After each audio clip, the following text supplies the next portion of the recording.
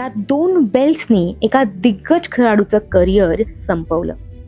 त्या दिवशी जर मार्क बाउचर यांनी हेल्मेट घातलं असतं तर ते असे विकेटकीपर झाले असते ज्यांनी 1000 डिसमिसल्स केले असते. तर ही गोष्ट आहे 2012ची. इंग्लंड विरुद्ध त्यांची टूर होती.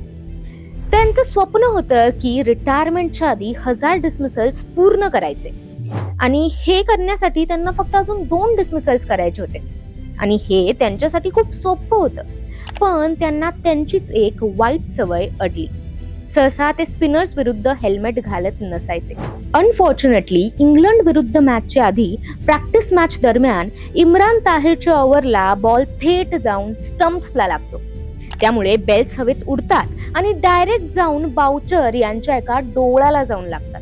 आधी त्यांना वाटलं नॉर्मल काहीतरी झालं असेल, पण नंतर त्यांना सर्जरी करावी लागली आणि डॉक्टर सांगतात की यापुढे ते कधीच क्रिकेट खेळू शकत नाही.